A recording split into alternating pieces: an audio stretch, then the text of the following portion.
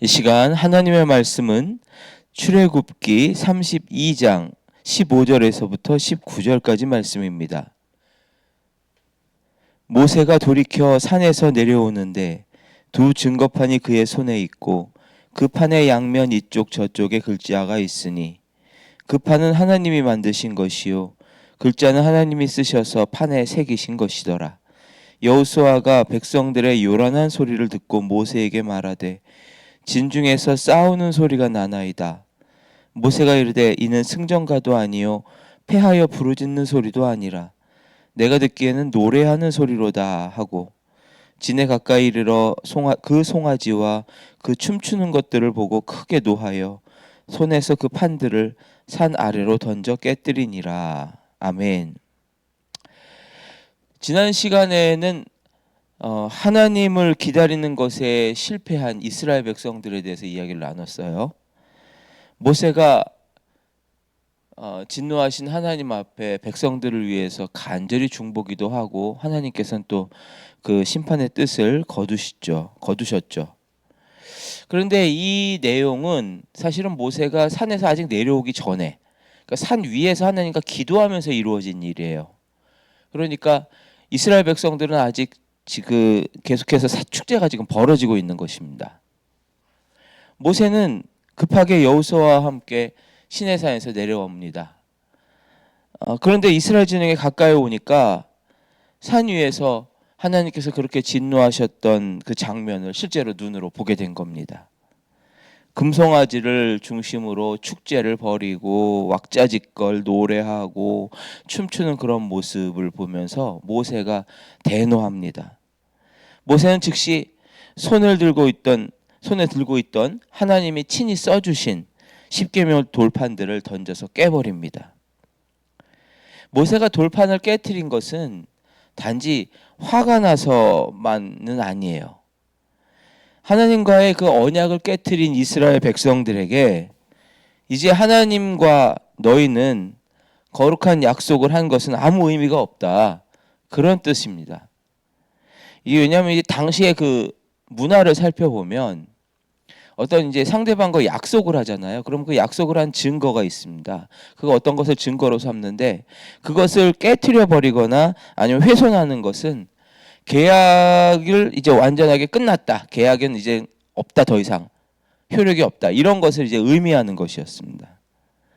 모세는 하나님의 약속이 새겨진 돌판을 깨트림으로써 이런 어떤 충격적인 율법을 통해서 백성들에게 말하는 거죠. 너희 지금 무슨 짓을 하고 있는 줄 아느냐? 그냥 단지 금신상 하나 만드는 것이 아니야. 이건 하나님과의 거룩한 약속을 지금 너희가 깨트리는 행동, 저버리는 행동을 한 것이다 라고 보여준 것입니다. 모세는 그리고 이어서 이제 금송아지를 이제 불살라서 부셔버리고 가루를 만들어서 그것을 물에 뿌려 백성들에게 마시게 합니다. 이것은 이스라엘 백성들이 그렇게 떠받들었던 금송아지가 얼마나 무력하고 쓸모없는 것인지를 몸소 체험하게 하는 그런 교육적인 조치였죠. 모세는 아론에게 물어봅니다.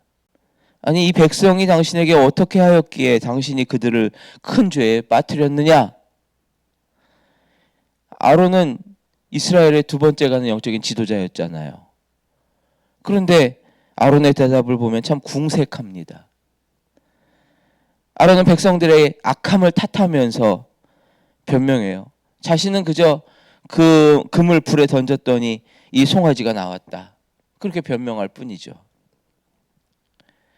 인류 최초로 하나님과의 약속을 어기고 선악과를 따먹는 죄를 지은 아담이 하와를 핑계댄 것과 참 비슷해.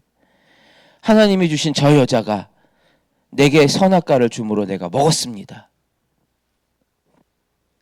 참 오늘날 얼마나 많은 성도들이 이런 똑같은 말을 하는지 몰라요. 상황이 어쩔 수 없었어요. 남들 다 그렇게 하는 거 아닌가요? 사실 그건 내 의도가 아니었어요. 이런 말들로 얼마나 자주 책임을 회피하려 드는지 모릅니다. 오늘날 교회들이, 교회 지도자들이 세상 사람들에게 비난받는 이유 중 하나가 뭡니까? 죄를 지어도 죄를 인정하지 않고 책임지지 않으려 하는 거 아닙니까? 세상 사람들은 보기에 교회도 자기들과 똑같은 거예요. 다를 게 아무것도 없다는 거죠. 사무엘상 15장에 보면 사울 왕이 아말렉을 진멸하라고 하는 그 하나님의 명령을 어기고 좋은 양과 소들을 남겨두죠. 사무엘 선지자가 짐승들의 소리를 듣고 이게 무슨 소리냐 추궁하니까 사울은 백성들의 핑계를 댑니다. 백성들이 당신의 하나님 여호와께 제사하려고 남겨둔 것이요. 결국 하나님은 변명하는 사울을 버리시고 왕이 되지 못하게 하셨죠. 아론과 모세도 둘 다 이제 영적인 지도자인데 이들의 어떤 차이점을 본다면 아론은 백성을 핑계대고 모세는 하나님 앞에 정말 자기 생명을 걸고 중보를 했습니다. 이게 지도자의 차이가 아닐까요? 여러분은 여러분이 속한 곳에서 아론의 길을 걷고 계십니까? 아니면 모세의 길을 걷고 계십니까? 하나님은 완벽한 사람을 찾진 않으세요. 그냥 정직하게 자기의 연약함을 인정할 줄 아는 사람을 쓰시죠. 결국 모세는 이렇게 이스라엘 진영 문에 서서 엄숙하게 명령을 합니다. 26절에 누구든지 여호와의 편에 있는 자는 내게로 나오라. 아직도 내가 하나님 편에 속해 있다고 믿는 자들은 나오라는 거예요. 그러자 레위 자손들이 다 모여서 모세에게로 나아갑니다.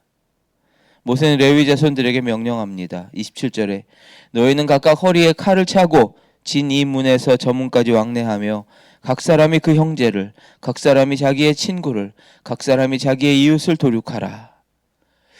참, 이 명령은 참 너무나 끔찍하고 잔인해 보여요. 아니, 방금까지만 해도 산 위에서 하나님 앞에 자기 생명을 걸고 이스라엘 백성들을 용서해달라고 기도했던 모세가 어떻게 이런 명령을 내릴 수 있을까? 그런데 이건 지도자로서 보면 공동체를 구하기 위한 극단의 결단이었어요. 이 공동체를 죽음으로 몰아넣는 영적인 암소포는 언제나 작은 것에서부터 시작하거든요. 모든 이스라엘 백성들이 다 금송아지를 원한 건 아니었어요. 목소리 내기 좋아하고 앞서서 말하기 좋아하는 타락한 자들이 금송아지를 세우는 걸 주도하고 축제를 주도하는 거예요. 공동체는 말없이 그냥 다 따라가고 그냥 부하내동하는 거죠. 이스라엘을 다시 세우기 위해서는 그런 사람들을 제거해야 했어요. 레위 자손들은 혈연, 지연, 감정들을 다 내려놓고 모세의 명령대로 순종했습니다. 그날 3,000명가량이 죽임을 당했습니다. 성경에서는 이들의 결단을 하나님께 대한 헌신이라고 말씀합니다. 29절에 보면 모세가 이르되 각 사람이 자기의 아들과 자기의 형제를 쳤으니 오늘 여호와께 헌신하게 되었느니라. 이들의 정말 순종하는 감정을 내려놓은 그 헌신의 결단이 하나님께 인정을 받았고 이스라엘 전체를 결국 살리게 되었습니다. 오늘날 우리 성도들의 헌신은 기도예요, 기도. 우리가 힘들어도 기도의 자리를 지키고 기도하면서 영적인 수술을 계속해 나가면 우리 자녀들이 살고 우리 가정이 살고 또 우리 교회가 사는 것입니다. 우리 공동체가 사는 것입니다. 아론은 백성들을 두려워했고 결국 백성들을 방자하게 했지요. 25절에 보면 모세가 본즉 백성이 방자하니 이는 아론이 그들을 방자하게 하여 원수에게 조롱거리가 되게 하였습니다. 아론은 영적인 지도자로서 백성들을 방자하게 해서 결국 원수의 조롱거리가 되게 했습니다. 그러나 모세와 레위 지파는 아픔을 견디면서 공동체의 영적인 오염을 제거했죠.